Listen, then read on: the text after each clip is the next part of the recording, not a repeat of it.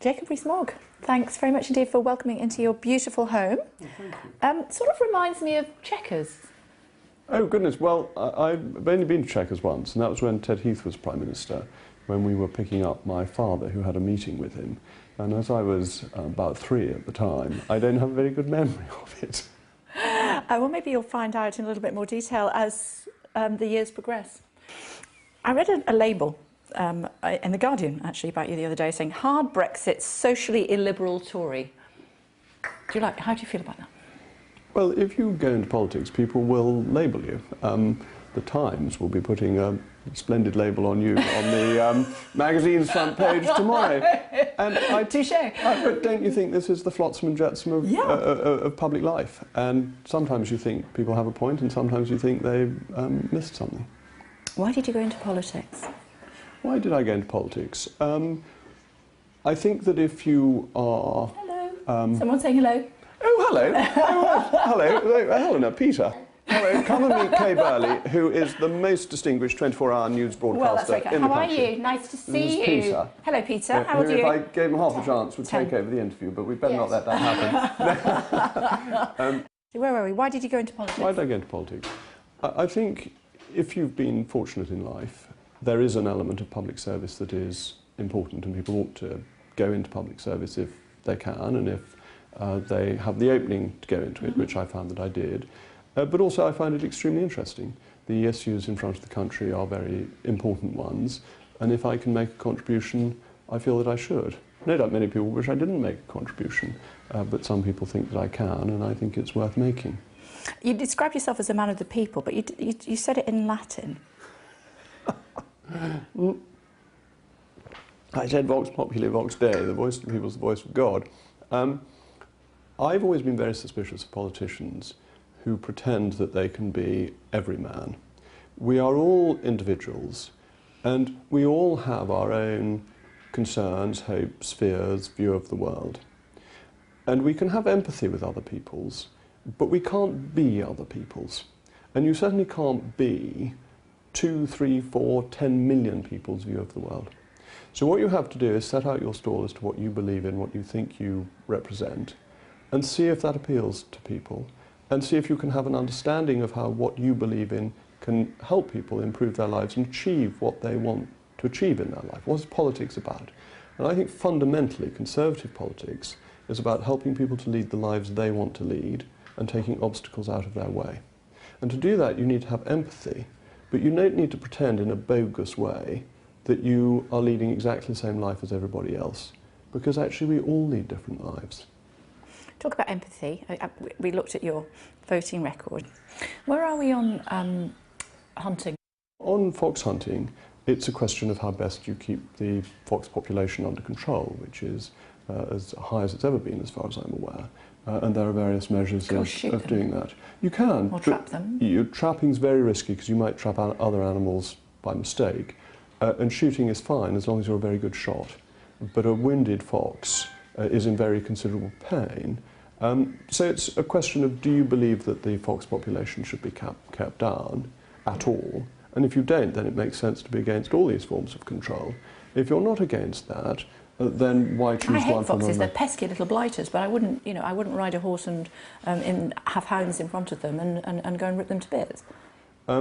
It's a question of pest control. I'm afraid in the position of willing the end but not willing the means. Okay. But I don't think this is the political issue of our time. And as it happens, it isn't for you, perhaps. No, but I don't think the law will now change. Okay. Do you want to be Prime Minister? No. I Why like not? being the Member of Parliament for North East Somerset. Well, first of all, I don't think like is the right word. I think, as Theresa May does it, it is a matter of duty, and the Prime Minister does it out of serious-minded duty. And I think that's the right approach to high government office.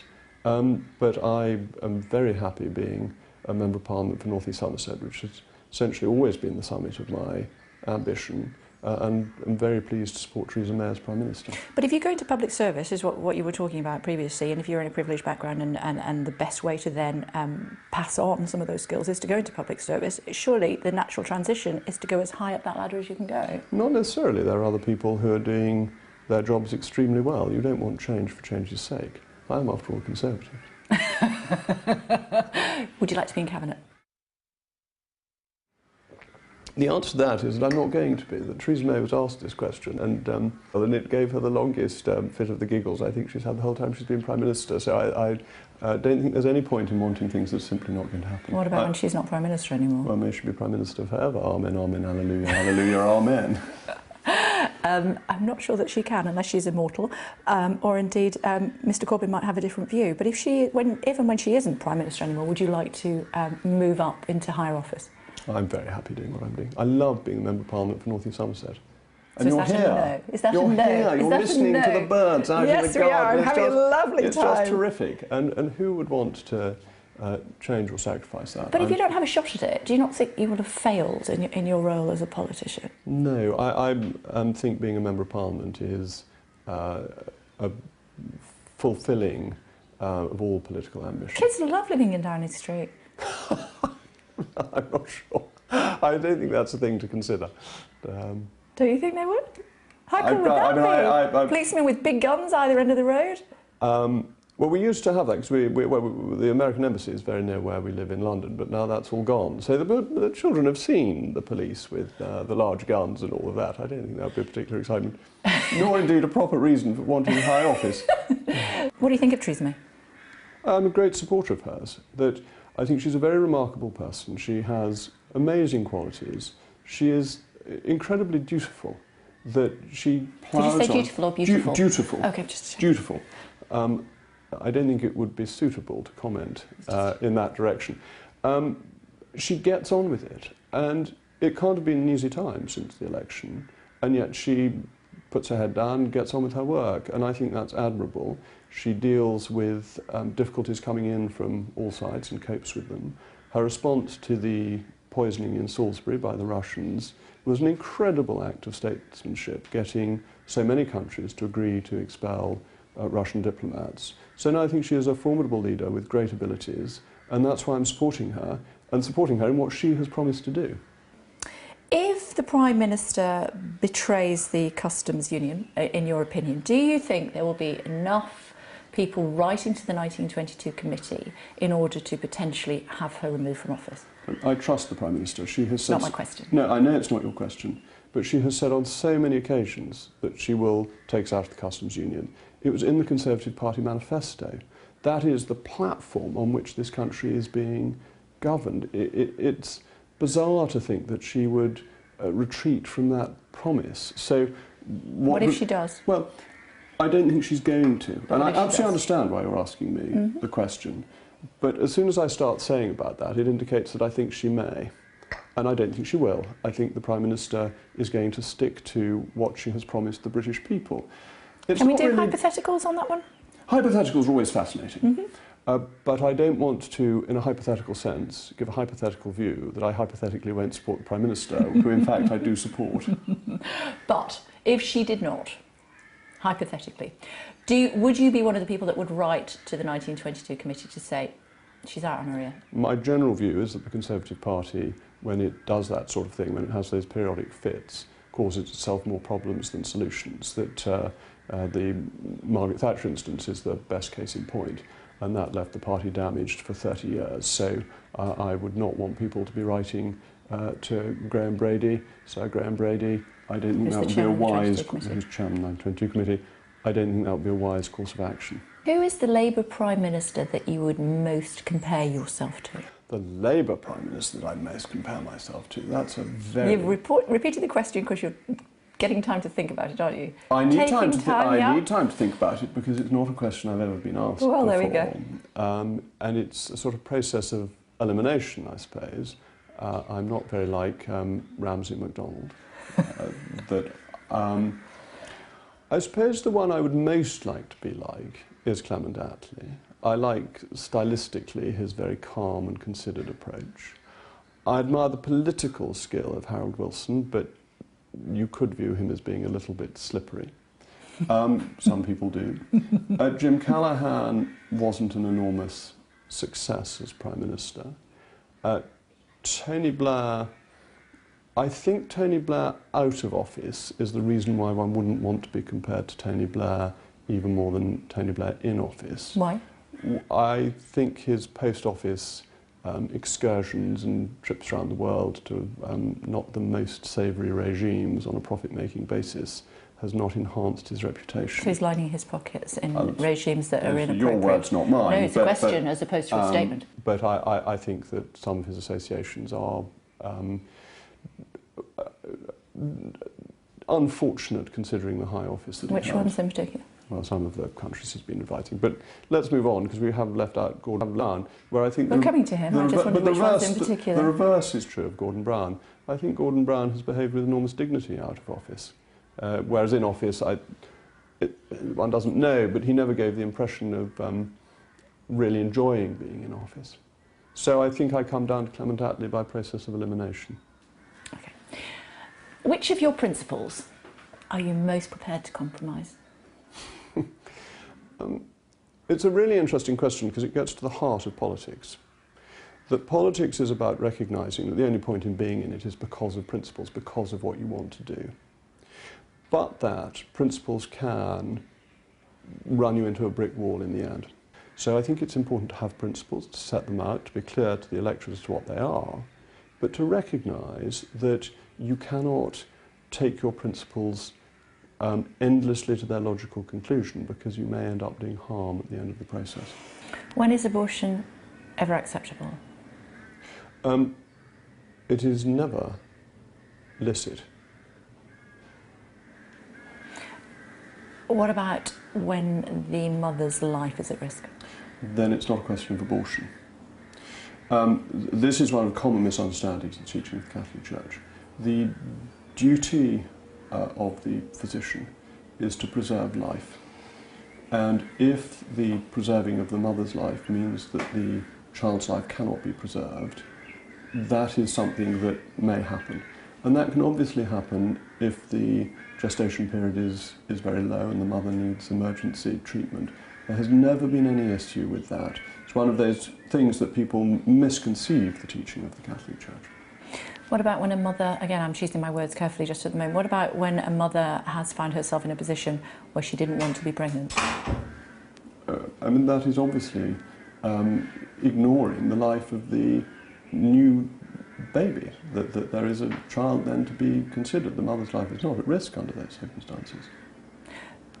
What about the will of the mother and the fact that she has found herself in a position where she has not chosen to be pregnant? She has found herself in a position where she is pregnant with someone who she might not even know. You've got to think about the new life as well as the older life. There are two lives, that's the point. Does your wife agree with you on that? You must ask my wife. Have you discussed it? Not in detail. Have you congratulated Ruth Davidson on her recent happy news? Oh, I meant to write to her. I haven't yet done it. I think it's wonderful news. It's absolutely joyous news, and I loved the statement that was reported that she said she couldn't keep it secret because she was so excited she wanted to tell everybody, which is exactly what I felt when all my children have been on their way. And there's the period when you're not allowed to say, under strict orders, and I've always found that very hard. And when Ruth Davidson said that, I thought, I know exactly what you mean. I think it's a wonderful, happy news, and a new life always is. Potentially goes a little against your religious beliefs? New life is always good news. Potentially goes a little... No, it doesn't. No, you're confusing things. The Catholic Church is always in favour of new life. There is a new baby. This is wonderful news. A new soul. This is terrific. There is no problem with that. So now, you're going back to what happened to create that new life. That doesn't matter. There is now a new life, and that is of overwhelming importance and a matter of great joy. I read recently, as I was preparing for the interview, that you have been described as a member for the 18th century. Does that sting a little bit? I can't understand why people think I'm so modern. So that's a no. So this is all great fun. I see no harm in that. The 18th century isn't actually the best time of Parliament. It's a rather closed and corrupt Parliament at that point, with a lot of jobbery and appointments to friends and neighbours to enrich members of Parliament. Perhaps the glorious time of Parliament, the two best times, the 17th and the 19th century. Should Trump be allowed to address both houses of Parliament? Oh, look, our relationship with the United States is our most important foreign relationship. And whoever the President of the United States is, it is in our interest to treat him with the greatest respect and courtesy. And if that's what Mr. Trump wants to do, yes, of course, it would be sensible to lay out the reddest of red carpets for him, that he is a major ally. We have so many interests in common. So if he wants to address both houses of Parliament, he should be allowed to do so? Of course he should. I mean, we want to make the welcome as warm as possible, that our relationship with the United States is of fundamental importance to our national interest. And if you offend the American president, you don't just offend the president individually, you actually offend a lot of Americans, even if they don't like their president, because it's seen as an offence to the country. In the same way that if people offend the Queen, the people of the United Kingdom take that as an offence. And it's different where your head of government and head of state is the same. Strong women in your life? Well, my wife, very much so. Nanny, my mother, my agent. So lots. You surround yourself by with strong women? I greatly admire strength in individuals, whether they're men or women. I think strong characters with backbone are interesting to be around. That's why it's such a pleasure you're here, if I may say so. Flattery will get you nowhere. I wasn't trying to get anywhere, I was just thinking the truth. Tell me about Nanny. Oh, Nanny's wonderful. Nanny has been with the family, I think, for 52 years, 53 years in September. She brought me up, as well as my 4 siblings, and is now looking after my 6 children. They're during the week, so she's not here at the weekends. And she's the most wonderful, kind, generous person. What would Nanny think about some of the things that Donald Trump has said about women? Well, she'd probably tell him to wash his mouth out with carbolic soap, but I don't think she'd actually do it because she's too gentle. She never has been one for physical punishment, but I think that might be her reaction to some of the things that he said. Describe your childhood to me. Oh, I had a lovely childhood. I was very lucky that I spent a lot of it in Somerset. Like my children, I went to school in London, day school in London, then was in Somerset weekends and holidays. And so I had a really joyful childhood. Couldn't have been luckier. Is it true that in 1981 you turned up at the annual general meeting of GEC? Yes. Tell me what happened. It was long ago. I think I thought the dividend should be higher, and I asked a question saying that I thought the dividend should be higher. And? And the dividend wasn't made any higher, so it didn't have any effect. Did you see that as a body blow at the time? No, I didn't think they would respond immediately, but... Your father was on the board, wasn't he? He was, yes. But I had some shares in GEC, and I thought I had the right as a shareholder to go along and ask for a bigger dividend. President's Club dinner, in your role outside Parliament, you may have attended events like that. How would you have reacted if you had witnessed the sort of behaviour that had been listed? I'm a frightful stuffed shirt. I never went to events like that. I just never have. I've never thought that. So people that went would have known what they were getting themselves into? I don't know what people knew or not, but I'm a terrible old stuffed shirt. I've never found... How would you know to stay away from those sort of events? Well, I never got invited to them. I'm too square. I don't get invited to those sorts of things. And I would have felt most uncomfortable if I'd been with them. I get invited to events with political speakers. You travel all over the country, don't you, doing political speaking? I speak to Conservative associations all the time. Somebody told me the other day you would go to the opening of an envelope. I address a lot of Conservative associations because the backbone of the Conservative Party is the local party, with people doing the hard work, stuffing the envelopes, not just opening them, delivering the leaflets, knocking on the doors. They're the ones who do the hard work to get people like me elected, and I think they deserve support and thanks for what they do. Plus an odd raffle and a bit of thanks for their fundraising. What do you do if you won? Would you put it back and let someone else win the prize? Depends what the prize is. I won a box of milk tray the other week, which I did keep because I like milk tray. My wife was appalled. She thought this was not... I should have given it back, but the orange creams are the best ones. Are they your favourites? Yeah, I always like those. Okay. What about when you go to events like you did at the university where those guys in the masks were really rather unpleasant? I believe in freedom of speech, and if freedom of speech sometimes is against me, That's part of freedom of speech. You've got... Were you intimidated? I was intimidated watching it. No, no, no. They weren't going to hit me. They just wanted to shout. And they didn't want to engage in any discussion. What scares you? I don't know, if a lion were to jump through the window, I suppose it would be slightly Unlikely in discombobulating. Somerset. I've just come back from Africa, more likely there. More likely there. I'm not particularly highly strung. Did I just hear your good lady tut then? I was your son. What about my boarding machine that boards 60 miles per hour at your head? Well, that was momentarily invisible. That was the problem with that. What made you laugh, apart from your son? Oh, lots of things. The 18th century joke book. All sorts of... We've got a wonderful 18th century joke book, and the jokes are so terrible that they're funny. I asked Thora heard that. She said BBC hospitality. Yes, but they don't have any anymore. You don't even get a cup of coffee when you go to Newsnight anymore, I don't think. Very good.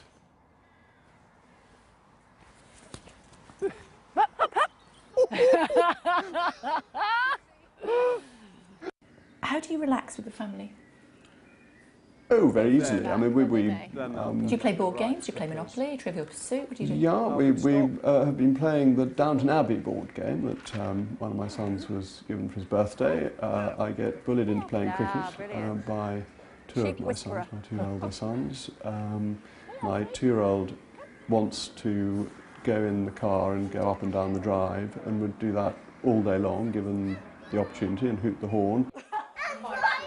You're driving, you're going very far. Ooh. So there are lots of things to do with my children. I'm very lucky. I've got 6 wonderful children, and spending time with them is life's great joy. Quick fire round to end. Here we go. God, You ready? I'm never ready for these. They're Okay, always no impossible. help from the wings, okay? Chateaubriand or shepherd's pie? Depends who's made it. If it's Nanny's, cottage pie. But if I'm out, I'd rather have a Chateaubriand. Sweatpants or slacks? Neither. What instead? Proper trousers. Guacamole or mushy peas? Oh, neither. Both disgusting. Lidl or Waitrose? Depends who's paying. If I'm paying, it better be little. It's much cheaper. Beatles or the Rolling Stones? Well, the Rolling Stones, but purely because of Who Breaks a Butterfly Upon a Wheel, my father's piece in defence of Mick Jagger, which was perhaps the most important piece my father wrote. Tell us about it. Oh, Mick Jagger was imprisoned for a minor drugs offence. One of the Beatles was as well, though, as I remember. But I don't. And my father wrote a piece about this, and Mick Jagger was duly released. It was the late 1960s, and because of that association, I would choose the Rolling Stones. So this is not really a comment on their music, because I'm not fit to comment. Corrie or EastEnders? Neither. Dallas, if I have to, but that's a bit really? dated. I loved Dallas. Did you guess who'd shot JR before we knew? No, I didn't. Did you? Yeah, it was obvious. But then I'm a woman, and I would.